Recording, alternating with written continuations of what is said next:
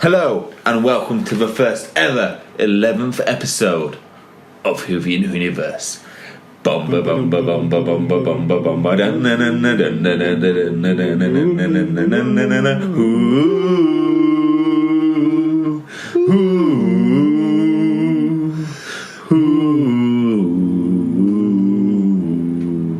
let me tell you something so much better than last week's Whovian Universe theme song, which was absolutely appalling.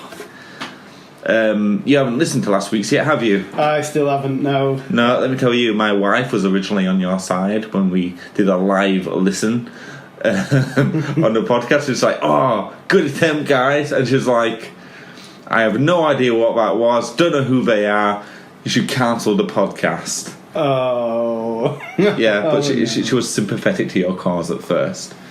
So it just goes to show, never do a podcast without me, it serves you right. I hate you, Jamie. I don't know why I left. So there's not a lot to go through this week. We're actually missing Brian. Hi, Brian. Brian's not here, Jamie. So we have Ninja Brian. Hello, Ninja Brian. Can't be seen, can't be heard. Like the perfect child. Anyway, how's it been going since... it's been 2 weeks since we last did a podcast together. It has been quite a while, hasn't it? No, everything's okay. I've been swatting up on my Doctor Who in the meantime. I've watched a fair amount of episodes. I'm still working on Capaldi's first season. Actually, me and my daughter watch them in the morning. She really likes the theme tune. Do do do do do do do. Doctor Who. Bum bum bum bum ba da da.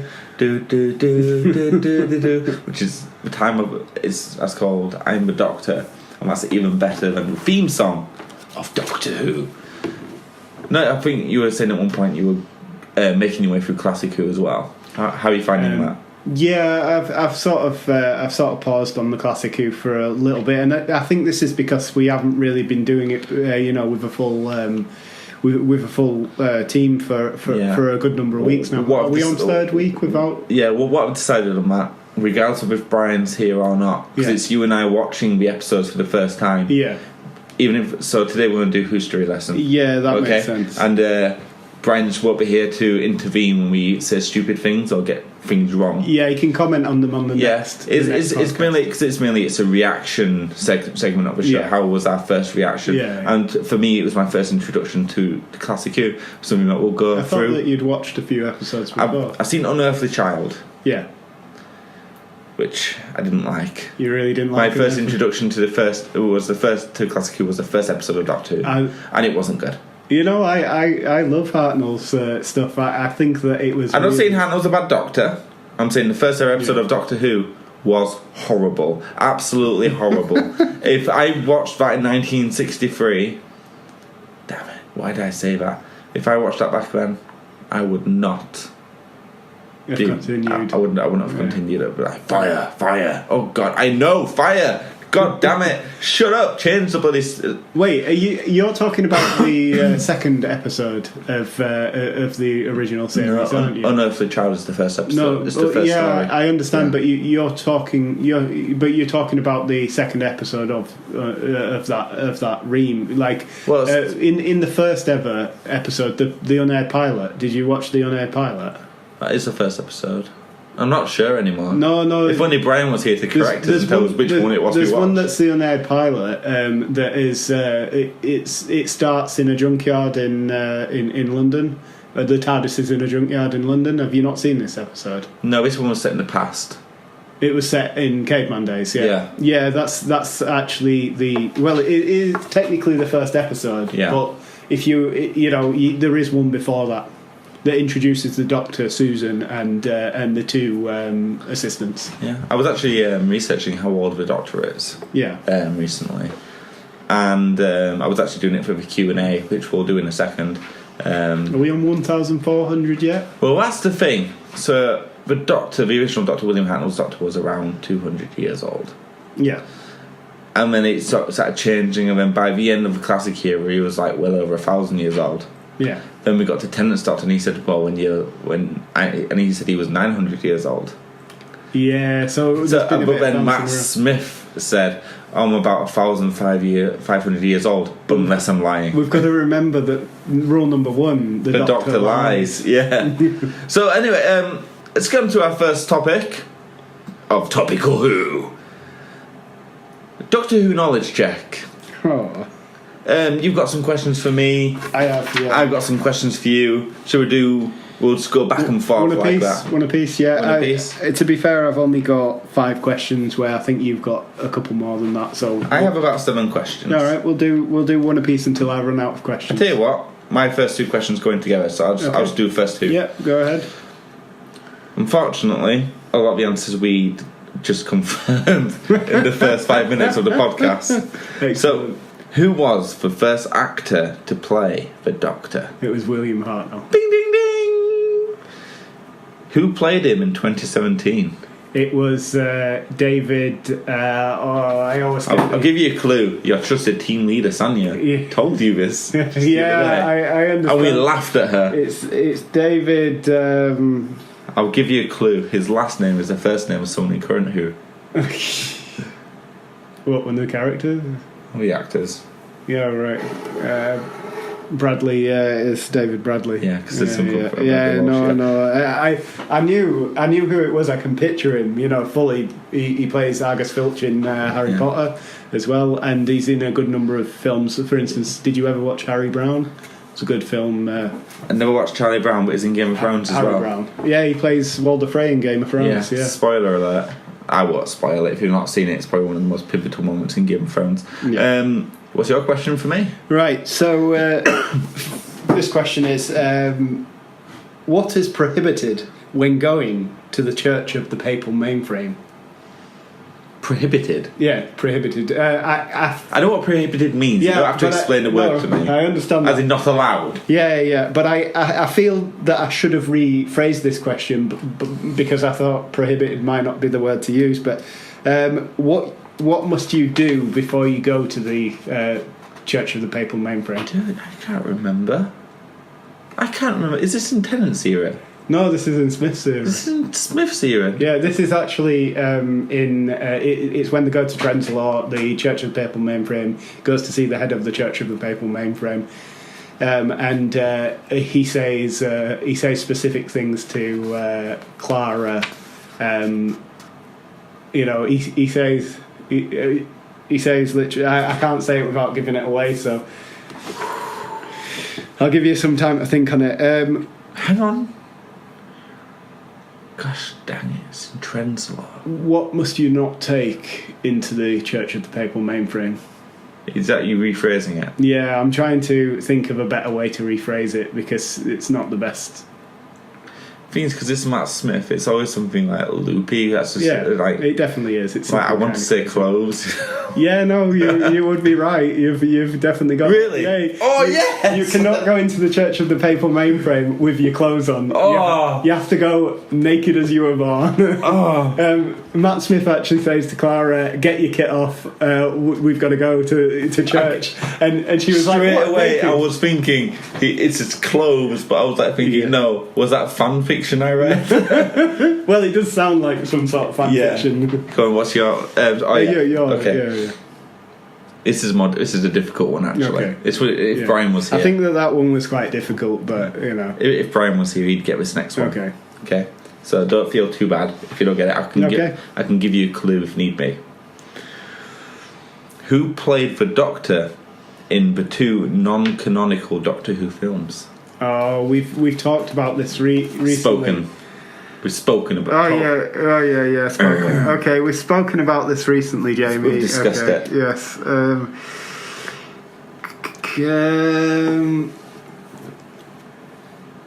I want to say Paul Sayers. I'll give you a clue.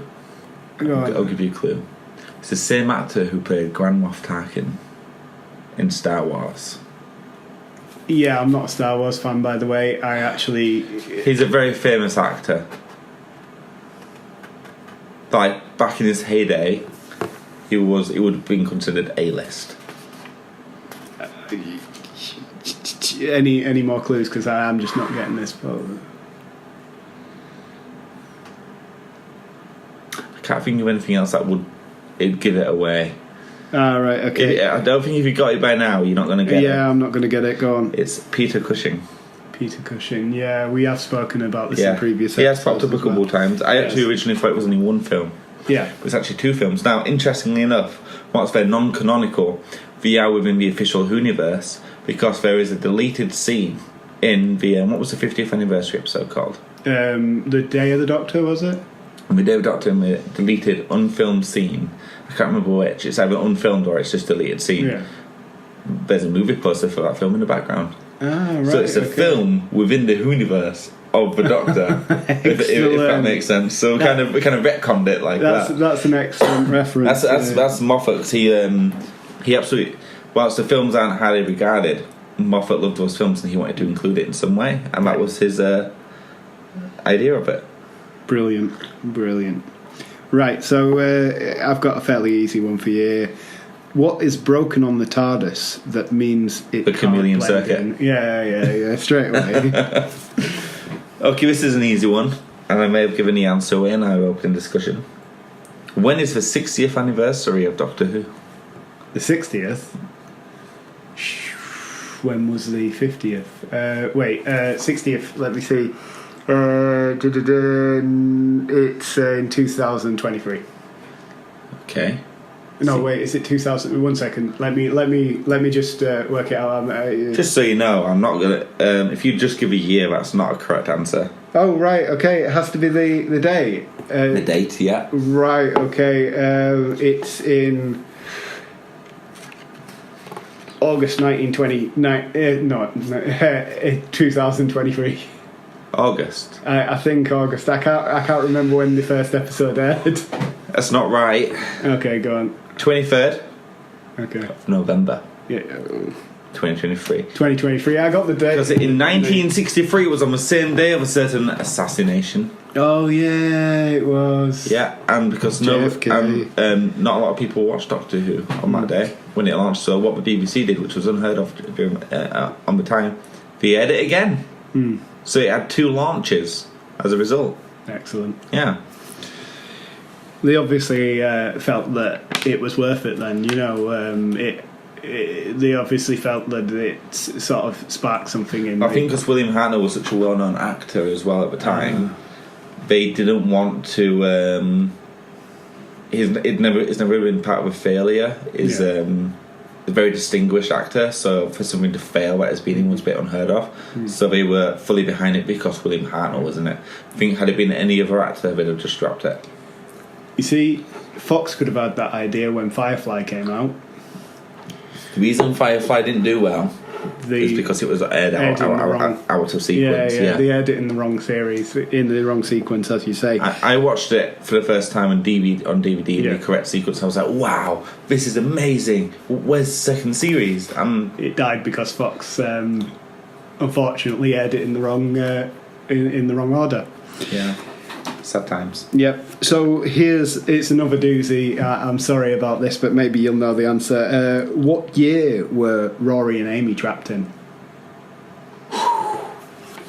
I was considering this for your question. Well, yeah. So you actually know the answer? No, I don't know. I didn't go look it up. I wish I had. As if you didn't look it up.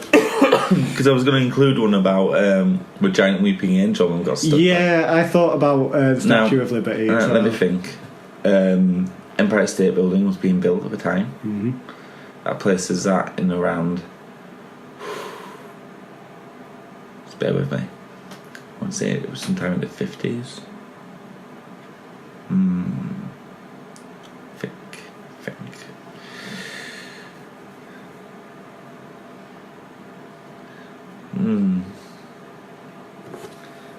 1949. No. Am I close? No. Way off. Earlier? Yeah, like a decade. And I wanted to say the 30s, but it felt too stupid. It was 1938, but I think basically I'm not.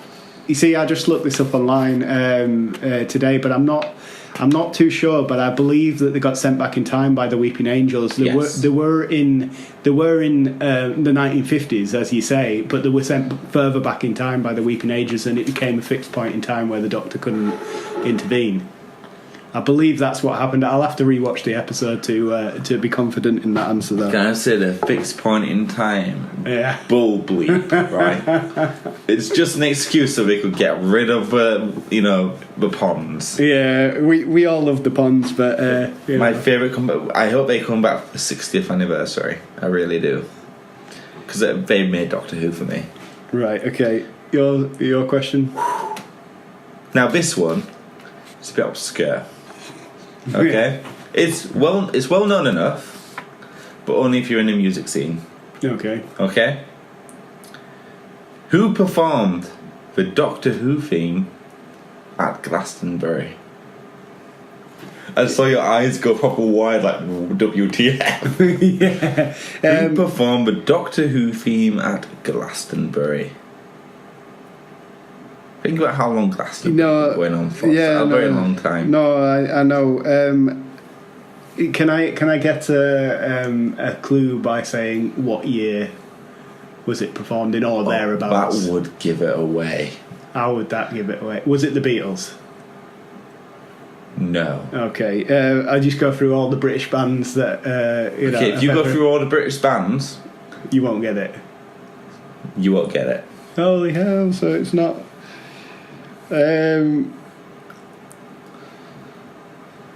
Was it the Rolling Stones? I said all the Rolling Stones are British. I said if you went through all the British bands, you wouldn't get it. I tell you what, let's narrow it down. If you went through any bands, you'd get it wrong. Okay. And if you went through any vocalists, singers, you'd get it wrong. So it wasn't. I'm going to have to skip this. I'm not too up on music. Okay. I haven't. In 2010, Matt Smith performed the Doctor Who theme at Glastonbury, and it was lit. Really? That is so good. He was there with his decks and his mixes, and he did like his own like unique mix, and he performed the Doctor Who theme at Glastonbury. Well, I know what I'm doing when I get home tonight. You're gonna have a rave with your daughter. I am, yeah. She's gonna love it. Right. Okay. So, what's the name of the episode that Peter Capaldi appeared in before he was the Fires Doctor? of One Pair. Yeah. Okay. That was easy as hell. What was the name of the episode that Karen Gillian appeared in before being cast as Amelia Pond? Oh yeah, I was reading about this a little while ago. Doubt it. No, I remember something anyway.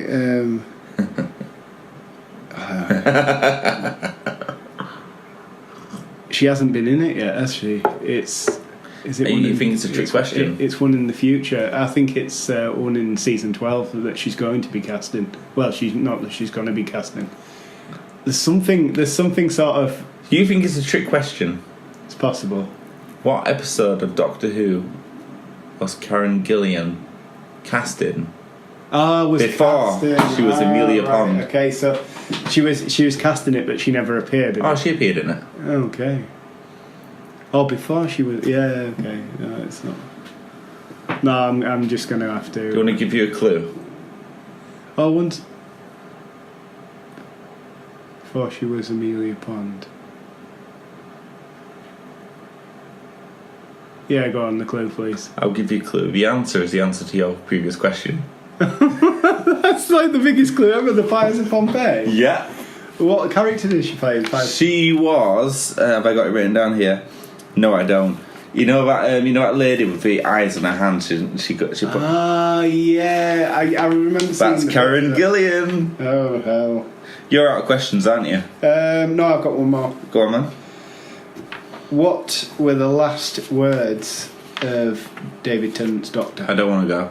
Yeah, fair enough. That was easy. You said that yours would be fairly easy as well, and I've still got one more. Yeah. Okay, go on. Hang on.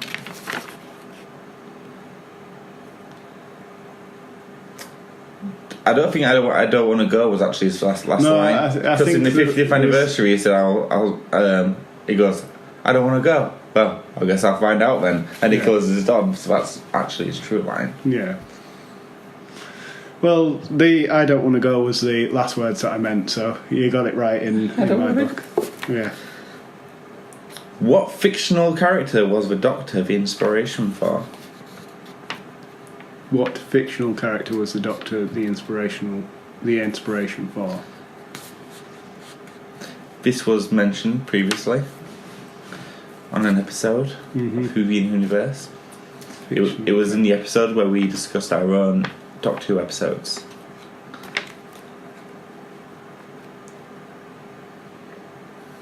Right, okay. No, I've just got nothing. Think about what the Doctor represents. Yeah, thought about it. Okay, so he represents cunning, he's intelligent, he always needs someone around to make himself look smarter. What other famous fictional character? Was he based on, or did he, So, I mean, Sherlock Holmes, but I mean, it can't be Sherlock Holmes.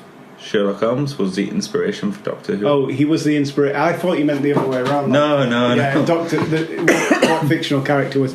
No, if I'd have thought about it, I probably have. But yeah, that was all my questions. Yeah. I didn't keep track, but it was more of a knowledge check. We weren't keeping score against each other, but I did find it really interesting. Feel like we both learned a lot about Doctor Who from that. Yeah, and I think the listeners did as well, especially with the Peter Cushing appeared in 2 non-canonical Doctor Who films. Karen Gillan. It's funny how those questions linked up actually. Yeah. We both have the same questions but opposite characters. Yeah, that was quite interesting. But Karen Gillan and Peter Capaldi both starred alongside each other. Yeah, we didn't look into these questions together or anything like that. It was just, I made questions for him. Well, sort of like a fan theory. Yeah. Because there's only Doctor Who, 2 that we know of, actors in Fires of Pompeii. Do you think the 60th anniversary now that Peter Capaldi's finished as a Doctor, we're going to go back to the Fires of Pompeii, so I'm going to go full circle. Yeah, like where he got the face from. Yeah, because what if Amy Pond sort of did a Rory and went back in time even further to the Fires of Pompeii, and that's where she lived out a lot of her life. And not the rest of them. But that would mean splitting Rory and Amy up. Which would you want to see the something happened? And the only way to save him was to go back to Pompeii. And become a soothsayer. Yeah, so what if Pompeii is after they got sent back to New York? So somehow Amelia Pond ends up with Captain Jack's time device or something like that, and it... Well, yeah, or the Weeping Angel just sent her further back because she was messing with time again. Yeah. And we're like, no, you can't be trusted. Go further back. Yeah. Now you have no electricity. What are you going to do now? How are you going to deal with this? Bleep patch. So, next section. What's it called? Well, you've put down TNN, TARDIS News Network, but that's just what I did whilst you weren't here. I think Brian wanted it to be called Huey Louie and the News. Huey Louie. I don't know how that represents Doctor Who in any way, shape, or form. I know, but I was saying to him last week we should call it. We should meet halfway and call it Huey Lewis and Nuvian Who's Network. Just stick with Nuvian Who's Network. Yeah. Don't let Brian bully you. Well, yeah, okay, fair enough. Right, so hang on. Bum bum bum bum bum bum. Ba-da da da da bum bum ba-da da bum bum ba bum ba bum bum ba bum. Okay, so headlines. That was a nice little rendition of the average news theme tune from Jamie there. Thank you. Right, okay, so I've got 2 sections in the news today, and one of them's quite a hefty piece, and the other one we'll talk about afterwards. Basically, there's a fan art competition this year in before San Diego Comic-Con. Basically, what it is, you have the opportunity to have your artwork displayed on a limited edition Doctor Who T-shirt. It's very... Saw this on the official Doctor Who Twitter page. Yeah. At BBC Doctor Who. Yeah. So inventive. So, very nice. So basically, there are rules to it, and you can find a list of rules because I won't go into the rules, in the news section, on the BBC's website, I'm sure. But basically, you've just got to submit a piece of art. It has to have it has to have both the TARDIS and the Doctor on it. Rest of the rules are on the site. A panel of judges will select one Great Prize winner and 4 runner-up artists. The prize it's quite a nice prize, like I wouldn't mind this myself. I might even enter, are you an artist? Well, I'm not the best, but I can draw. So and the TARDIS and the Doctor, I'm sure I could knock together a cartoon Matt Smith. Now, the prize itself is 2 nights and accommodation in London, special afternoon tea, whatever special afternoon tea is. Jammy Dodgers, because the creams. You'd hope so, wouldn't you? So the Doctor Who escape room activity in Reading, United Kingdom. Exclusive private screening of your favourite Doctor Who episode. I quite like the idea of that, Private screening. Which episode would you choose? Private screening. Yeah, private screening. Any episode. Any episode you'd want. Oh, I don't know. I'd want... There's one episode that I really love, but it would need to be a double episode. The one that... You'd hope they'd allow it. Yeah, because Pandorica opens can only be viewed by watching the one directly afterwards. Yeah. And I'd just love to watch that one again, but on a big screen. Those 2 episodes really had me on the edge of my seat all the way through. Like, my favourite episode is The Empty Child, with Christopher Eccleston. But in terms of pure storytelling, the cinematography, the music, the speeches, the writing is because The Empty Child's only my favourite episode by default, as in it's probably one of the earliest episodes I remember that got me into Doctor Who. But as the episode that defines how I feel about Doctor Who is the Pandorica opens. It's my wife's favourite episode as well. Yeah, wasn't it the reason you started your Twitter account as well? The Doctor was stuck inside of Pandorica, and I was thinking, well, what's he going to do all day? Yeah. And I figured, well, be on Twitter, so that's how I created it. I think that, even though I am, the biggest Matt Smith fanboy, and Matt Smith, is my number one, he's my number one Doctor. He is the Doctor to me. He embodies everything that is the Doctor. I think that for a screening like this, there's only one episode that I choose, and it's a Capaldi episode. And we've spoken about this episode quite a bit before on the podcast, and it'd have to be Hellbent, the episode where he's trapped inside the Gallifreyan Watch. Oh, that was such a good episode. An excellent episode. I always find that the simplest episodes are the best ones, because we're not relying on. You get a lot of episodes, especially with higher budget shows, where they rely on the budget to make an episode good. So you got like The Flash and Supergirl. Yeah. If it wasn't for those special effects, the stories aren't strong enough to hold that episode up. Yeah. Whereas, what's that episode called again? It's called Hellbent. In Hellbent, it's just same things, same scenes replayed over and over. But it's done with like one short story that's being told over and over again all the way through until you get to the end. And it's like it's a story you can tell your children to sort of. It's got such a good moral about perseverance. Yeah, keep going. This is the thing. The story itself is amazing. It's it really did strike a chord with me. And the thing that he says, I think I've mentioned it, is from the Brothers Grimm.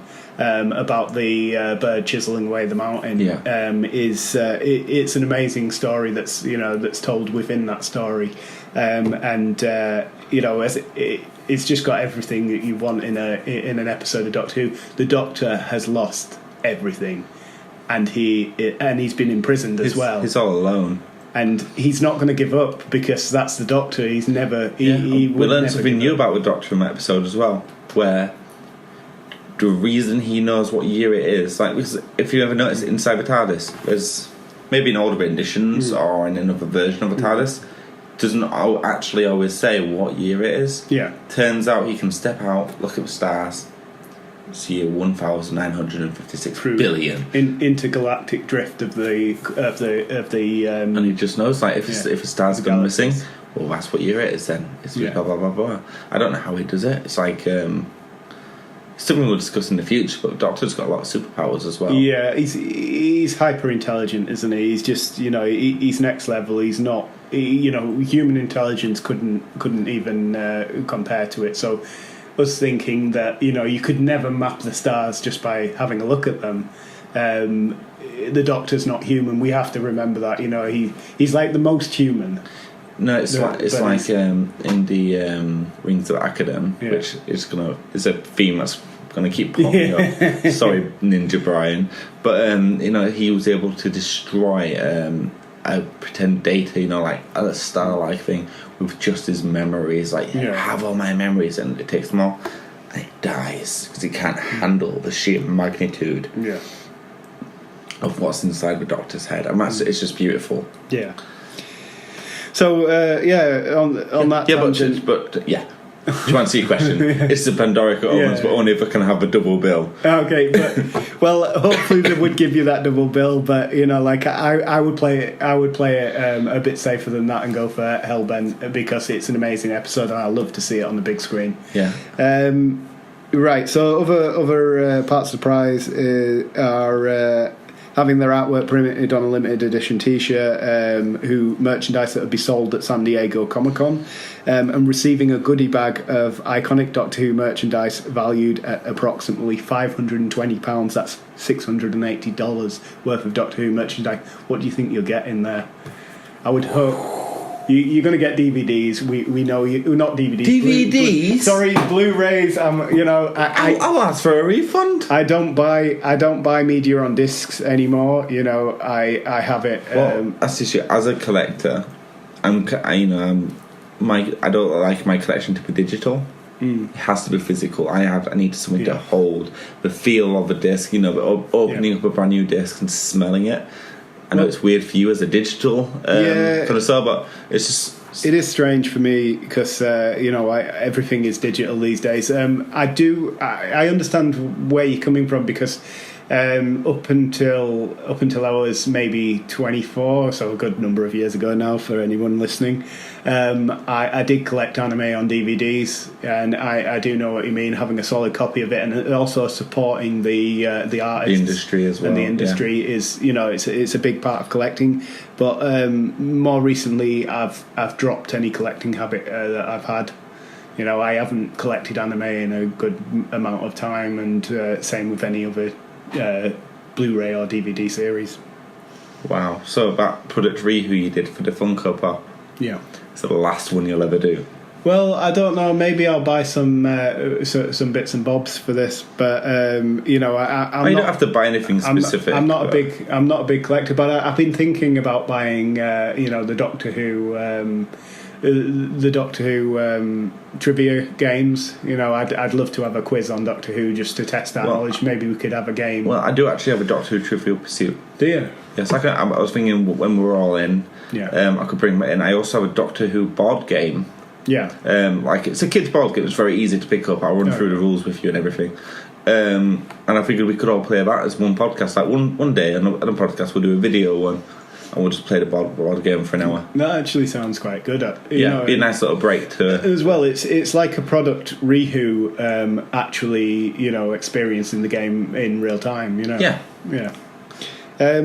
Right. Okay. So there are, as I say, there were runners up to this. There is runners up to this event, and basically all four runners up would get their artwork printed on a limited edition Doctor Who merchandise T-shirt sold at San Diego Comic-Con, and the same goodie bag, which is worth the same £520 or $680. So there is a deadline for this. The deadline of the competition closes on May 15th. I'm going to enter. Not a good drawing. I've never call myself an artist, but I think it would be pretty cool if I drew a TARDIS with a Dalek stepping out dressed as Matt Smith? I think that's against the rules. I think one of the rules is that you can't have any other characters from the show on the piece.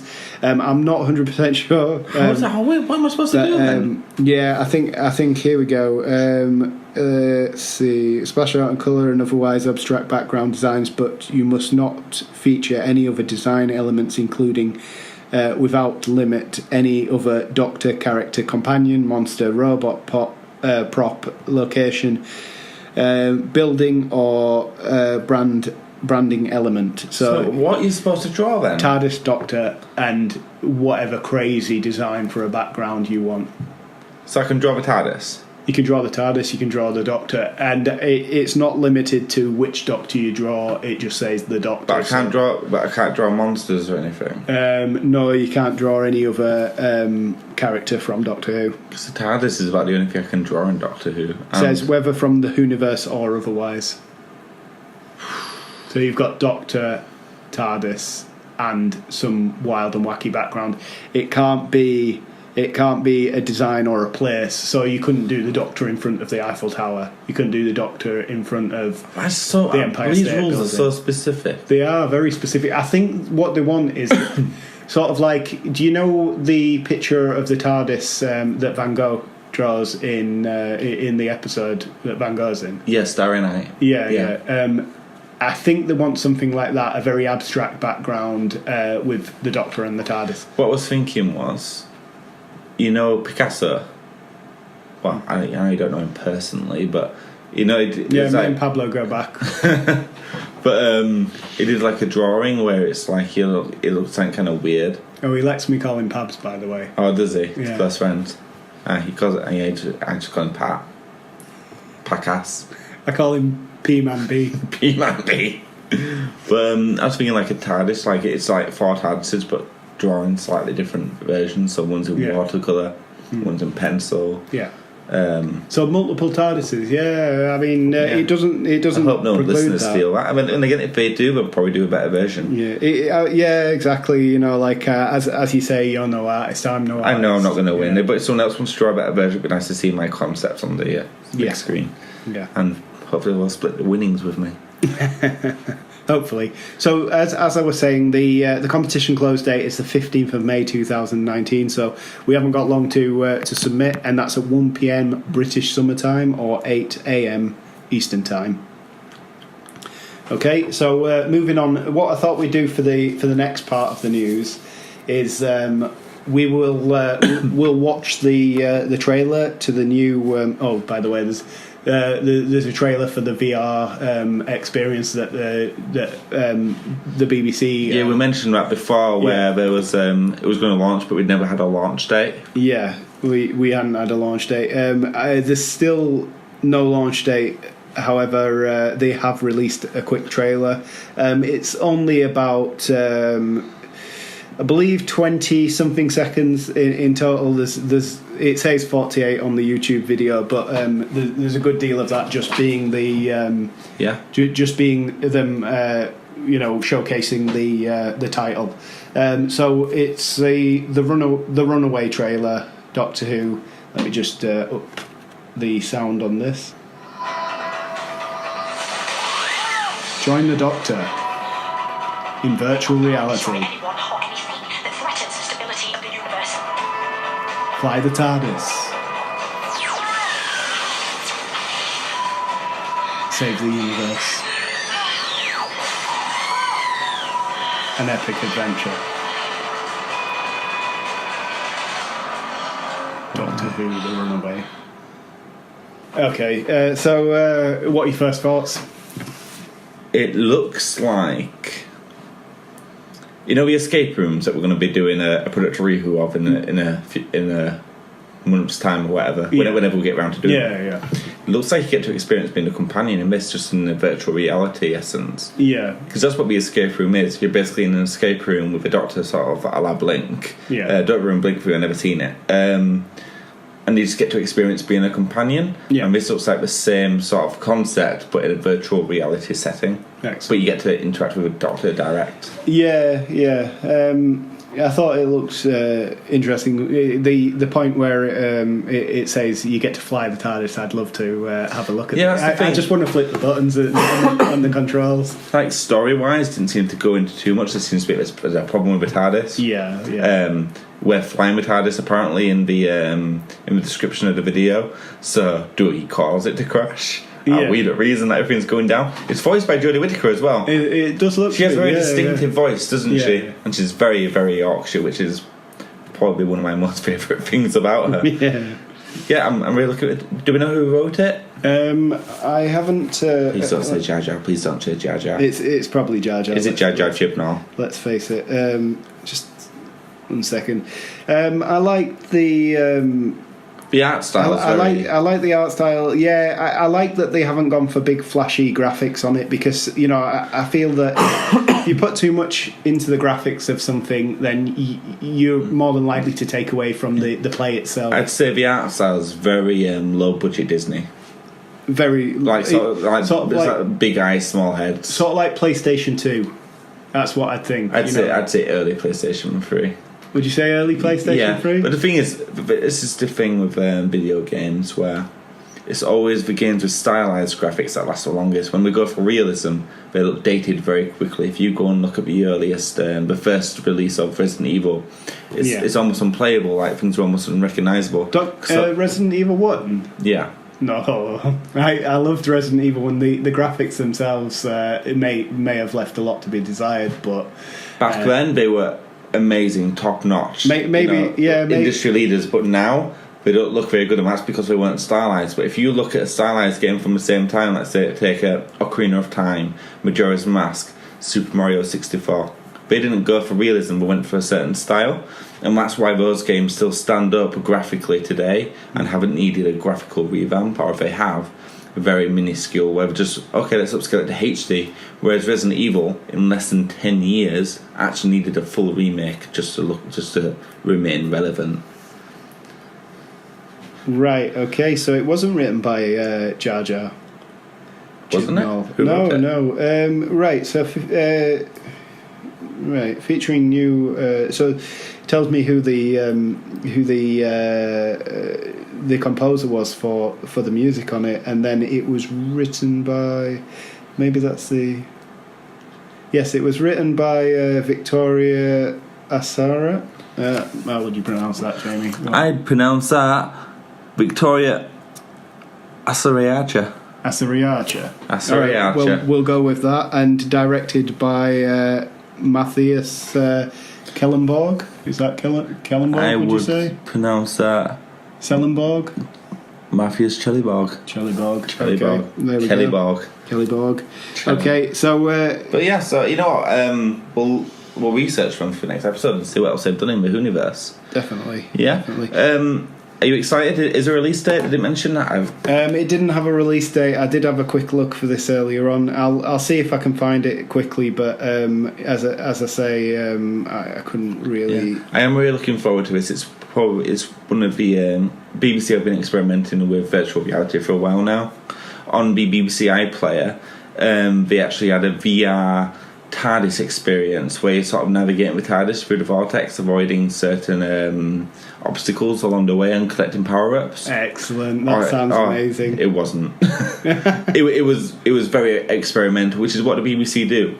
Yeah. Because, as you know, you pay TV license, which goes towards the content we're going to be watching on TV. Yeah. So when they use some of that to experiment on virtual reality, they kind of have to show a portion of it to us to say this is what we've been developing, a sort of a teaser as to what will be coming up, appearing in the future. Because we actually do have a large investment within the BBC, less so than America didn't have access to this because they don't pay towards it. Yeah. Whereas we do. By law.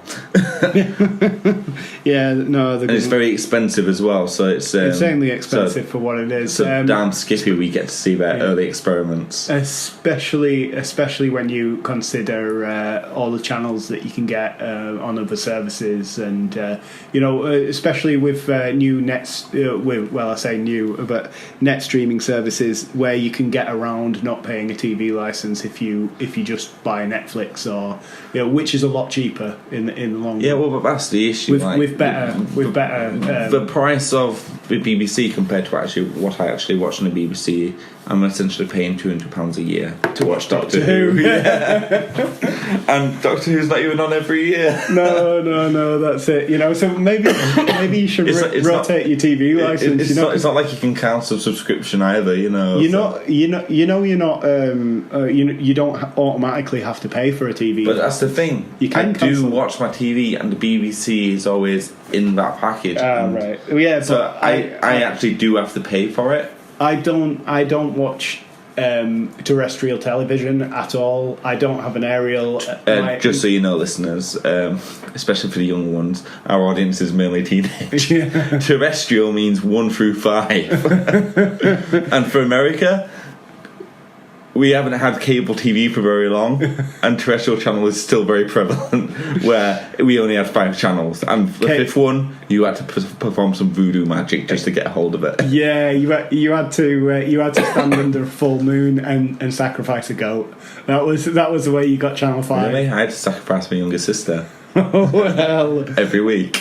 Someone call the police. Okay, my mother kept popping them out. Jamie, that's twisted. Okay. You did Channel 5. Moving on. That's where Star Trek was. Nobody needed Channel 5. Anyway, go on. Okay, nobody needed Channel 5. Channel 5 was... the programming on Channel 5 wasn't very good, and every now and then we could get it in my house, but so I don't really watch terrestrial TV or digital, the digital add-on that was brought out in, I think it was the early 2000s, was it?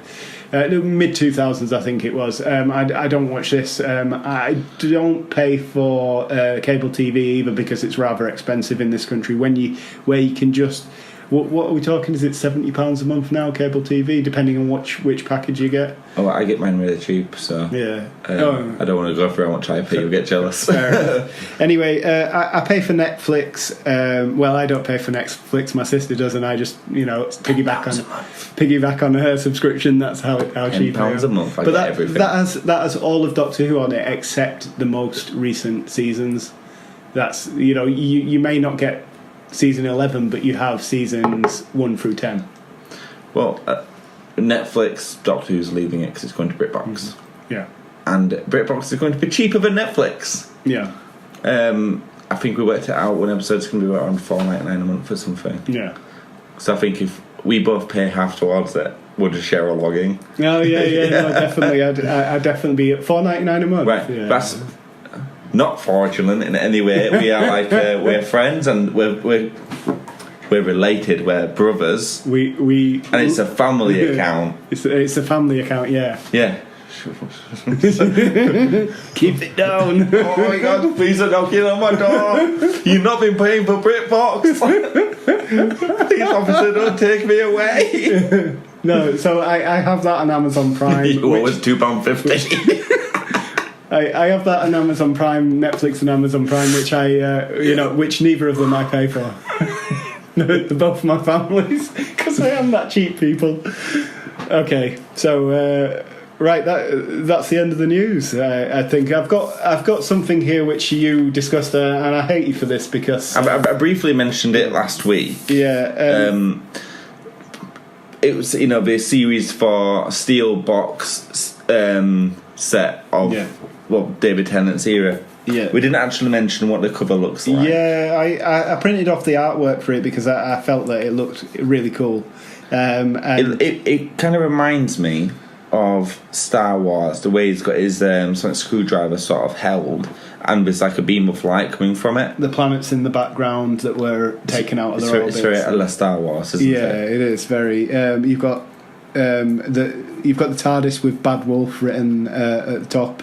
Yeah, and I think I like Donna that. Noble and David, the Doctor, were both like brooding when it's a very light-hearted show, especially Tennant's era. It's very light-hearted, and he's very brooding, like I'm so serious. And Donna's like, I'm serious too. No, I'm more serious, which is such a Donna Doctor conversation to have. But they're not really a serious couple, are they? So Sort of matching trench coats as well. Well, not quite matching because he's wearing a different material to her, but there's the same colour and they have the same it's style. the same style, yeah. Yeah. But it does look really good. And the rear of it would be with TARDIS and Bad Wolf, which is brilliant. And you've got two Daleks outside the TARDIS with Davos at the front there. Davos. Yeah, looking grim and mummified as usual. Could I just quickly interject? Yeah. One of my favourite Dalek moments in Doctor Who was Peter Capaldi. Yeah. Where he's in his own little Dalek buzzer, like what Davros is in. He's like, alright, who's up for Dog Jums?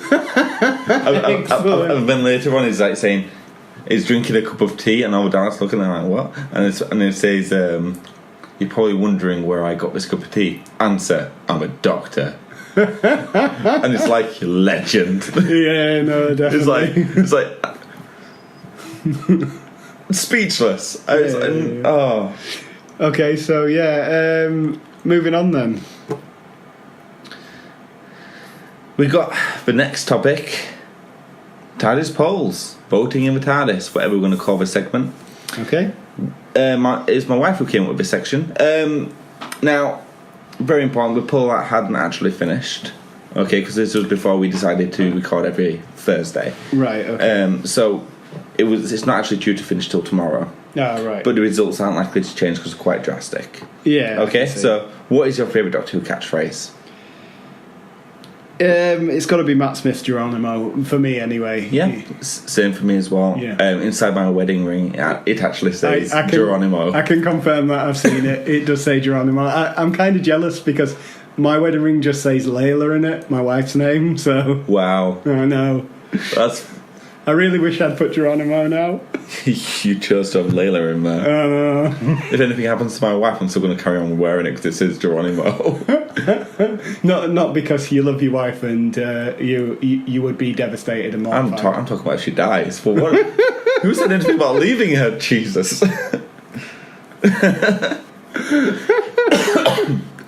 So, Okay. Geronimo is my favourite as well. Yeah. Closely followed by Fantastic, which is probably my Fantastic.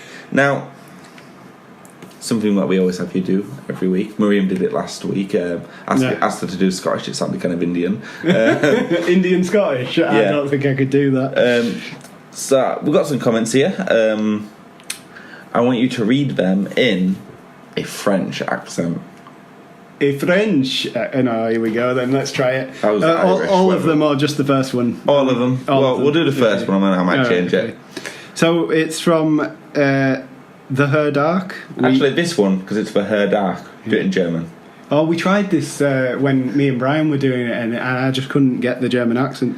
Auf Wiedersehen! Als Wiedersehen. Her Dark. The Her Dark. Capaldi.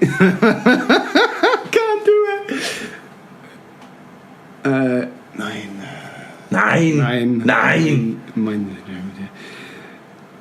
Capaldi catchphrase. No, I can't do it, man. You know, you're gonna have to give me a different accent to do. French. You're French. Okay. Oui. Capaldi's catchphrase was how you say his eyebrows. That was actually really good. Did you like it? I was actually really impressed by Oh, that. right, okay. Oh, that was really good. The next one, I can do this one. I can do this one in Welsh. Okay. What's the name of the person? It's 97 Ian Thomas. Ian Thomas. Yeah, in Welsh. If I fail at this, you can just... If you read it, you can read that as I ain't homs. Can you see that? Well, hummus is big this time of year. Is it hummus or I ain't hummus? 97 I ain't hummus. I ain't hummus. Welsh. Okay. I'll do it in Welsh.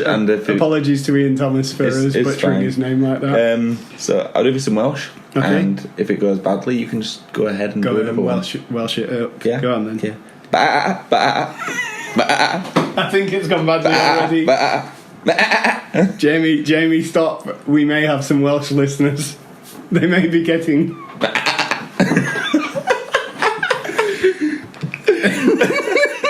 Okay, enough of that. Okay, if you think you can do better. Do French again. Since the when? I thought I was doing Welsh. Do French. Okay. No, I'm going to do Welsh because we started it now and we may as well finish it. Since the when was a brilliant ever a cat. Since the when was a brilliant ever a catchphrase. Plus, why does Peter Capaldi need to have one?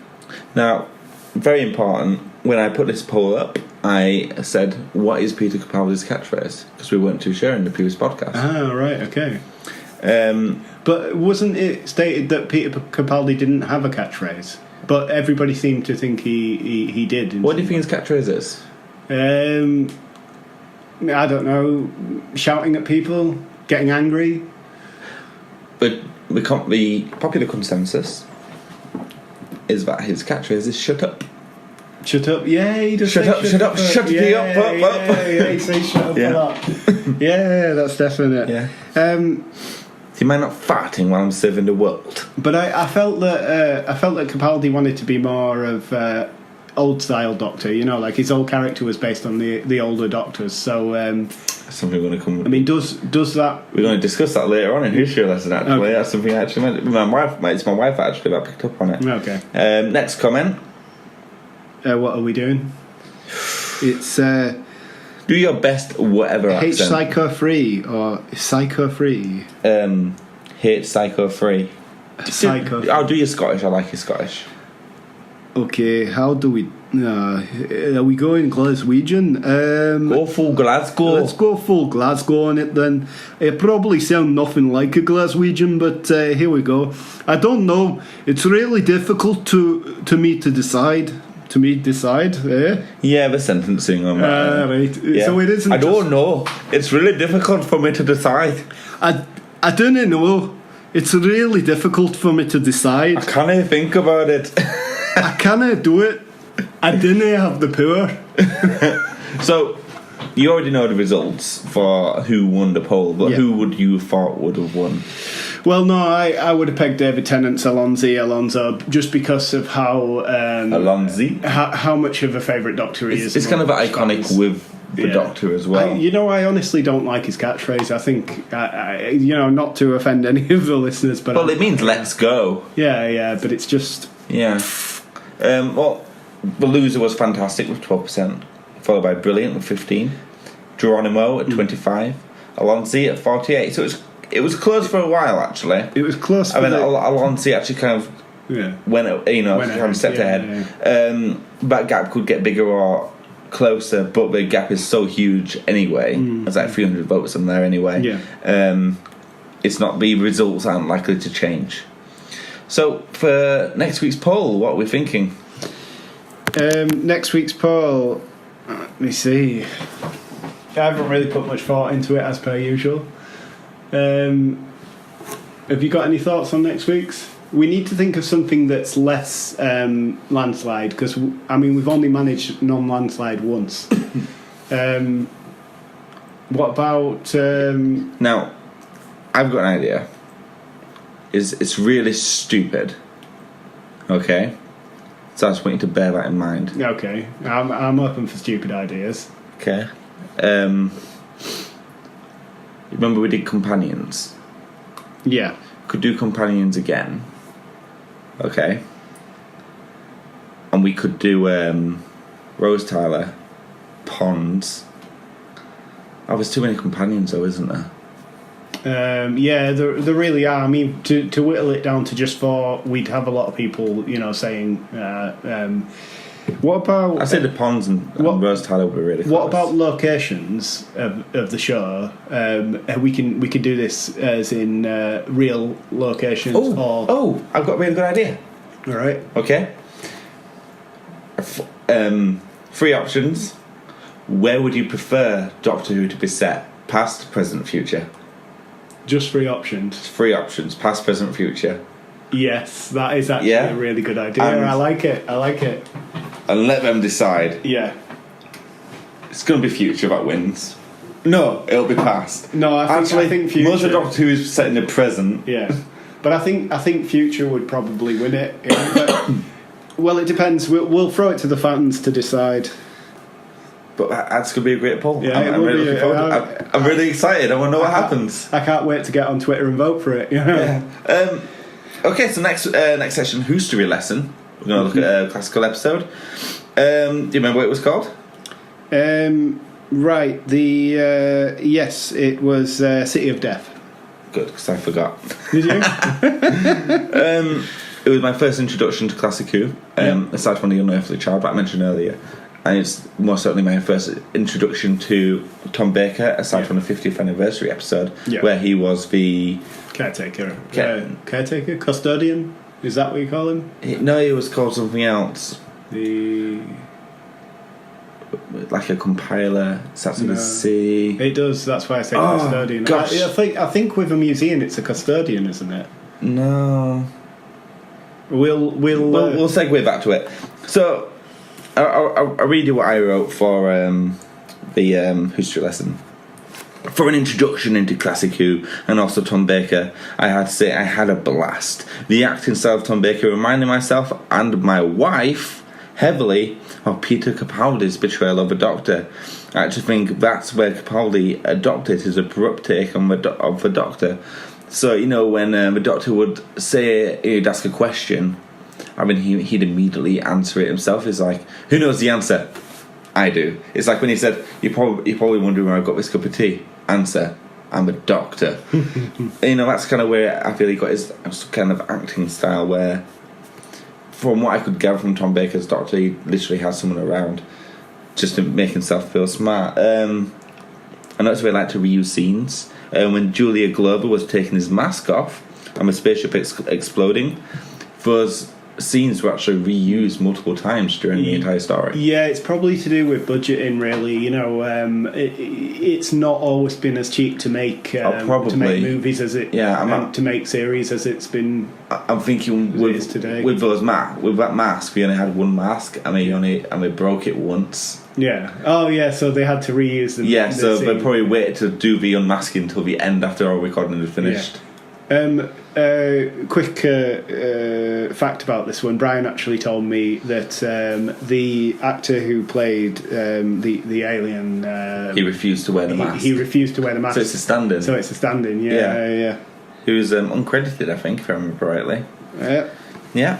I understand why people call Classic Who the Rubber Who. Yeah. As every time, remember that detective, whatever his name was, one time he ran into the wall to break down the wall, and the entire set shook. But they keep it in. They kept it in. Yeah. Well, every time I reshot it, the wall would still. Yeah. It was very, especially like the backdrops were very clearly painted over. Well, you're talking about polystyrene boulders and that sort of thing. You know, the era of polystyrene effects. So if you hit something, I like the fact that like in the show he actually just shoulder barges a solid brick wall, there's no doubt in his mind that he can destroy that solid brick wall. Who does he think he is? Like he's the Incredible Hulk or something. Yeah, it was magnificent. I really loved it. But, there was a lot of confidence in the show as well. Yeah. Other than filming style, I found Doctor Who hasn't changed much since Tom Baker's era. I was able to watch it with the same wondering excitement as a modern episode.